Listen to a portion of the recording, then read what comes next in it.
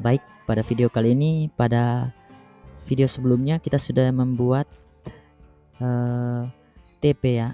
Di sini saya sudah punya beberapa TP. Di sini kita mau membuat soal untuk menguji TP, sebuah TP, apakah TP tersebut berhasil atau tidak. Di sini saya tinggal copy. Saya ini yang ini saya tidak pakai ya. Saya langsung anatomi huruf. Oke. Oke.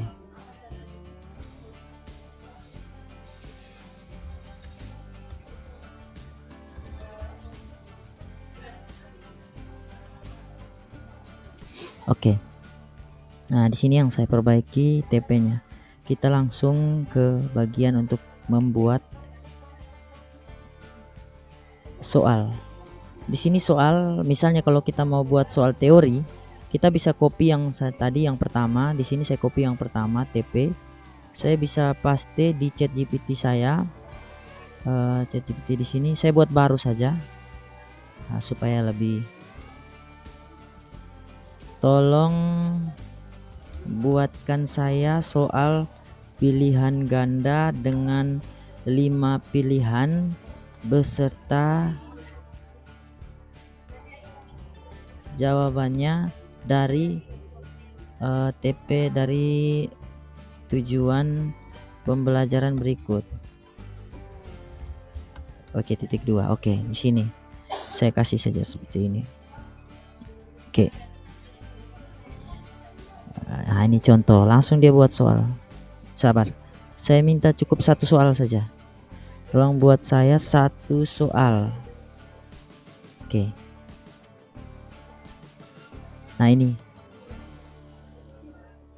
Oke, dia akan muncul soal, jawaban, dan penjelasan. Tapi tetap aplikasi ini hanya alat bantu, jadi tetap kita harus memastikan lagi apakah benar atau tidak. Oke. Misalnya soal ini Bapak Ibu merasa bahwa soalnya mungkin terlalu mudah. Bapak Ibu bisa membuat lagi. Tolong buat dengan format di atas, tetapi menggunakan kata mengapa atau bagaimana tanpa penjelasan. Oke. Jadi ini dia langsung membuat soal seperti ini. Mengapa penting bagi seorang desainer? Oke. Di sini saya kalau mau ngedit, kalau sudah lewat kita tidak bisa edit. Nah, masih bisa. Nah, ini kita edit lagi tanpa penjelasan sebanyak 5 soal. Kita minta 5 soal, nanti dia akan buatkan 5 soal di sini. Langsung dapat jawabannya seperti ini.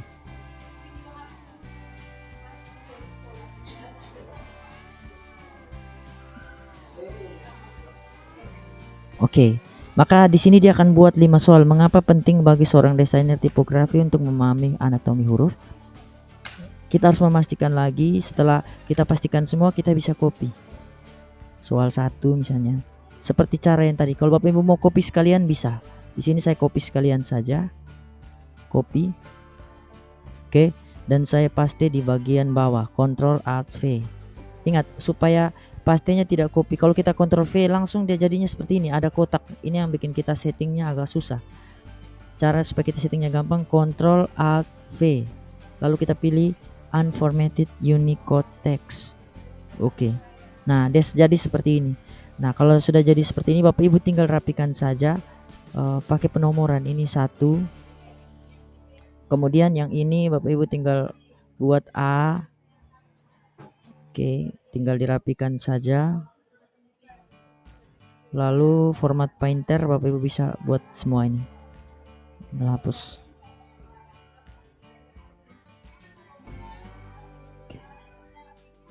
Oke, jawabannya C. Supaya tidak memakan banyak ruang, kita bisa pakai Ctrl B untuk tebalkan dia. Kita langsung lanjut ke nomor 2.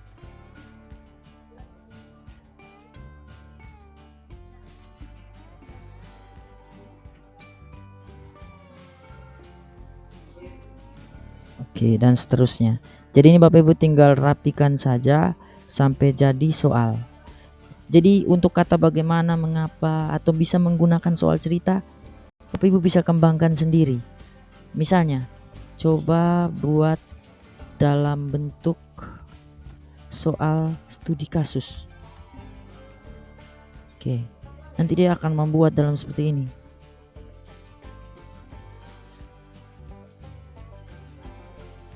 Ya, ini dia bisa langsung dibuat. Oke, mau tambah lagi silahkan Bapak Ibu. Kalau untuk menguji soal ini, misalnya tolong dibuatkan dalam bentuk soal cerita. Itu bisa. Nah, ini dia bentuk dalam kasus 1, lalu dia membuat mengapa ini. Dia langsung membuat dalam bentuk kasus seperti ini. Jadi ini tergantung dari Bapak Ibu mau soalnya seperti apa, dengan tingkat pemahaman yang seperti apa.